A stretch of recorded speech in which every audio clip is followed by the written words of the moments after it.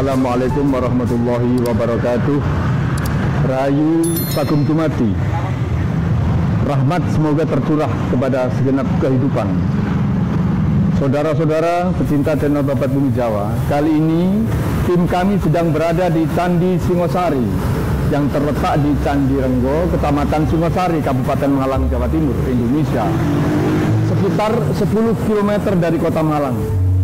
Candi yang bercorak Hindu-Buddha ini merupakan tempat pendarmaan bagi Kertanegara, Raja Singasari terakhir yang meninggal pada tahun 1292. Candi ini berada di lembah di antara Pegunungan Tengger dan Gunung Arjuno di ketinggian 512 meter di atas permukaan laut.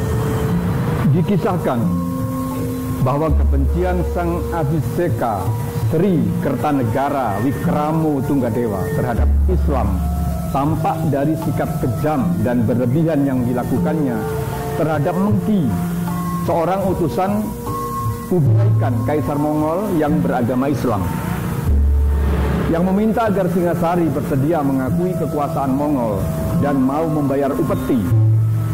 Utusan itu dipahat keningnya, dipotong kedua telinganya, dan dicaci maki dengan sangat kasar dan menghina sebelum ia diusir pulang kembali ke negaranya. Sikap kejam yang ditunjukkan oleh Sri Kertanegara tak urung membuat Kaisar Kublai Khan marah besar. Penurunan jabatan Aryawira Raja dari Demung di Singasari menjadi Adipati Madura bukan saja karena dilatari oleh perbedaan pandangan dalam usaha penyatuan Nusantara yang akan dilakukan oleh Sri Kertanegara, melainkan juga karena ketidaksukaan Sri Kertanegara terhadap keislaman Aryawira Raja karena perselisihan lama antara pengikut Buddha Tantra dengan kaum muslimin. Kebijakan Sri Kertanegara mengangkat Aryawira Raja sebagai Adipati Madura sesungguhnya menempatkan Aryawira Raja pada keadaan terpojok. Meski ia adalah keponakan sekaligus menantu Raja Madura, Nararya Kulkuda atau Cakrawardhana. Dikatakan terpojok karena Sri Kertanegara pada saat yang sama mengangkat Patih Madura Pusina menjadi perana raja di Lumajang, yaitu wilayah Juru yang tahtanya sebenarnya menjadi hak waris Aryawira Raja. Kebijakan Sri Kertanegara itu memiliki makna. Aryawira Raja hanya menunggu waktu saja untuk kehilangan tahta Lumajang yang menjadi hak warisnya sebagai cucu Sri Seminingrat Jaya Wisnuwardana. Bahkan yang sangat menyakitkan, Pusina Patih Madura yang diangkat menjadi perana raja di Lumajang pada dasarnya tidak memiliki hubungan darah apapun dengan Raja Sawangsa. Sungguh wajar bila Aryawira Raja merasa sakit hati karena melihat adanya kekosongan militer di Singasari akibat pasukan utama kerajaan sudah dikirim ke Pamalayu. Aryawira Raja kemudian meminta kepada Jayakatwang, Raja Gelang-Gelang, suami dari bibinya Nararya Turuk Bali, untuk merebut tahta Singasari. Penyerangan yang mendadak Jayakatwang ke Singasari yang berakhir dengan tewasnya Sri Kertanegara memberi peluang kepada siapa saja di antara keturunan Raja Sawangsa untuk menjadi penerus Sri Kertanegara, Wikramo Tunggadewa. Kemangkatan Sri Kertanegara membuat nama Singhasari sebagai sebuah kerajaan besar yang merupakan cikal bakal munculnya ide penyatuan Nusantara berangsur-angsur mulai memudar. Seiring dengan itu, dengan naiknya Jayakatwang sebagai raja baru, pusat pemerintahan dipindahkan ke Kadiri. Akan tetapi, ini pun tidak berlangsung lama. Tepatnya pada tanggal 20 Maret 1293, berdasarkan berita Tiongkok, Kadiri pun hancur karena serbuan pasukan gabungan antara Mongol dan Majapahit.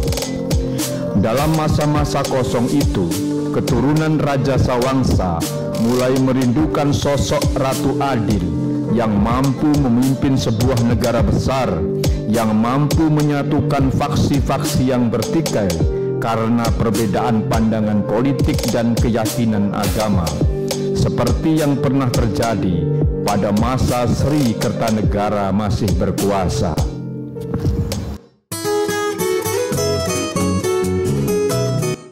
Tampilnya Nararya Sanggrama Wijaya, putra Dyah Lembutal yang juga menantu Sri Kertanegara, yang berhasil lolos dari kejaran musuh, lari ke Madura untuk meminta perlindungan Arya Wiraraja.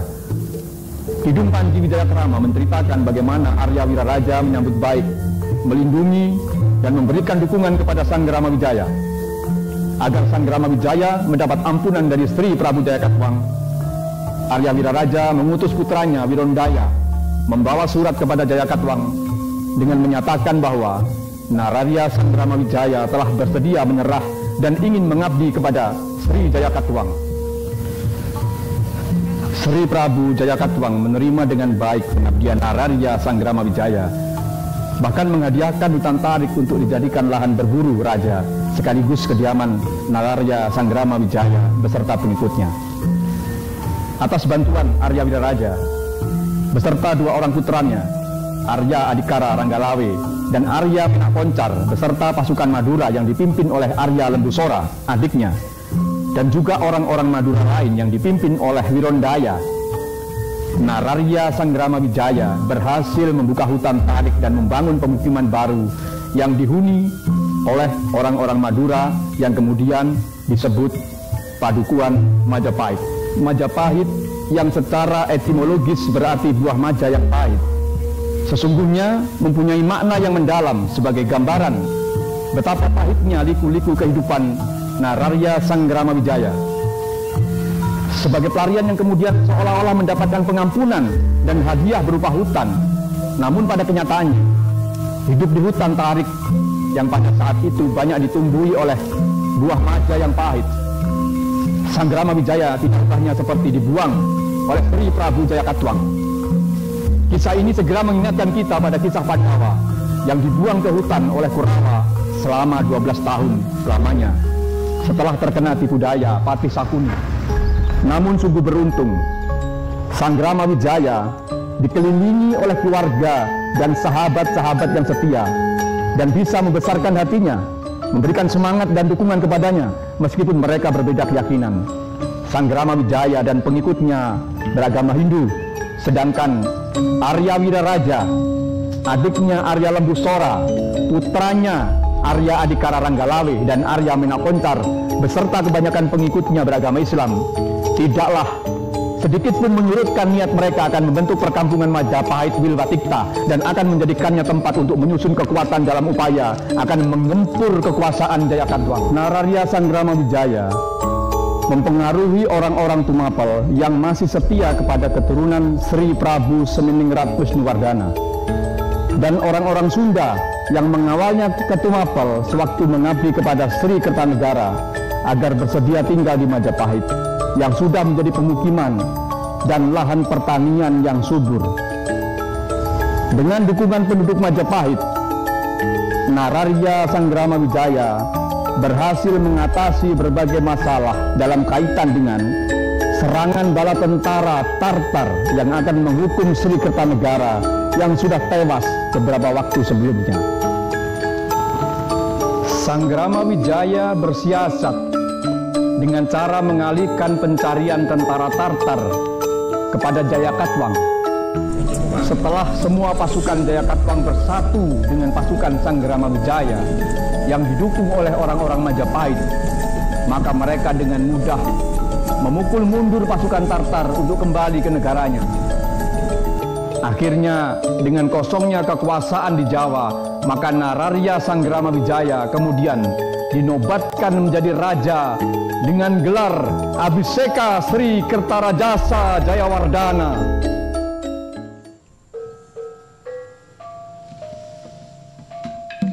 Buah maja yang pahit adalah lambang dari kepahitan hidup, dari kerja keras dan upaya bagaimana bisa bertahan dari segala tantangan yang dengan kesungguhan hati dan juga karena pertolongan Yang Maha Kuasa telah melahirkan Majapahit.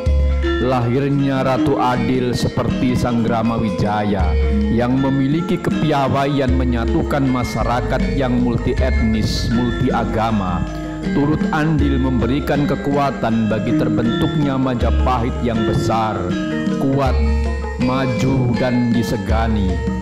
Inilah senyata-nyatanya pengejawantahan dari seloka Bhinneka Tunggal Ika Tanhana Dharma Mangrua. Rahayu, rahayu, rahayu. Wallahul muwafiq ila aqwamit thoriq. Wassalamualaikum warahmatullahi wabarakatuh.